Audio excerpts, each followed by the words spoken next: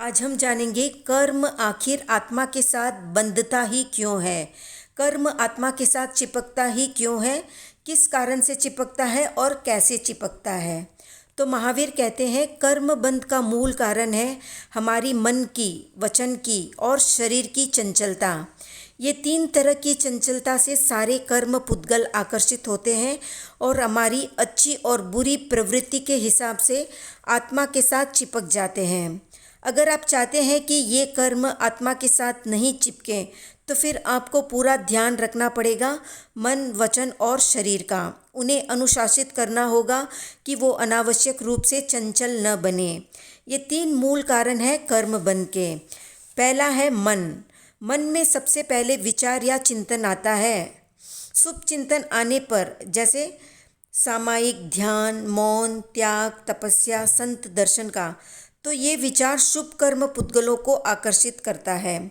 इसके विपरीत अगर मन में आता है किसी का बुरा करने का, किसी को धोखा देने का, निंदा, चुगली या ठगने का, मार डालने का, हत्या का, कुछ भी बुरा विचार आता है तो हम अशुभ कर्म पुद्गलों को अपनी ओर आकर्षित करते हैं और वे फिर आत्मा के साथ चिपक जाते हैं। तो ऐसा होता है मन से कर्म बंध।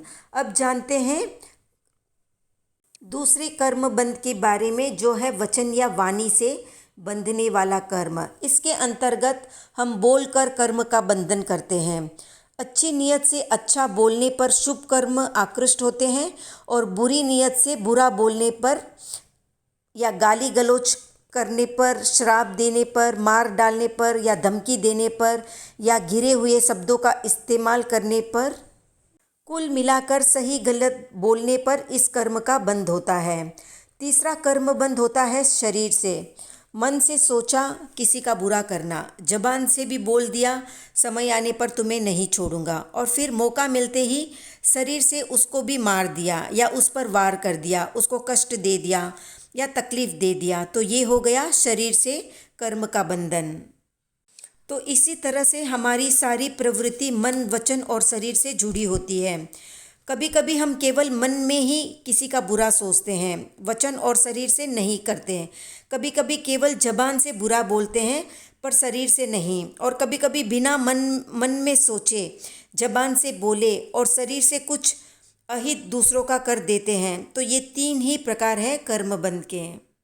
अब मन, वचन और शरीर से कर्म करने पर कैसे डिसाइड होता है कि कौन सा कर्म कितने समय तक टिका रहेगा। तो ये डिसाइड करता है कषाय। कषाय यानी क्रोध, मान, माया और लोभ।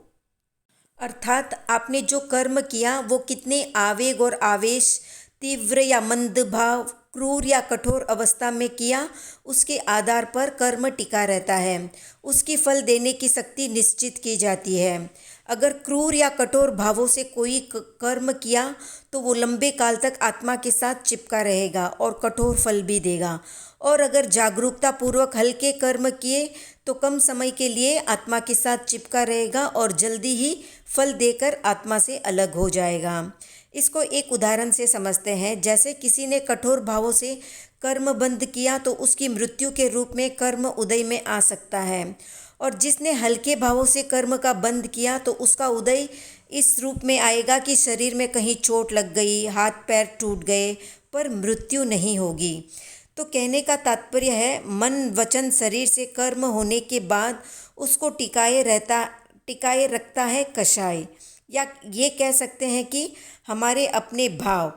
तो ये दोनों हम पर ही निर्भर करता है कि कर्म करना और कर्म को टिकाए रखना। इसीलिए भाव शुद्धि का इतना महत्व है। जितने आपके भाव शुद्ध होंगे उतने हल्के रूप में कर्म का बंधन होगा, और जितने अशुभ भाव होंगे उतने ही गाढ़ा और ज़्यादा समय का बंध होगा। इसीलिए ध्यान, कायोत्सर्ग, जप, तप, तपस्या, स्वाध्याय का इतना महत्व है, ताकि हर पल हमारी भावधारा शुद्ध रहे, जिससे कर्मों का एकदम हल्के रूप में बंध हो। वीडियो पसंद आए तो लाइक, शेयर, सब्सक्राइब करें।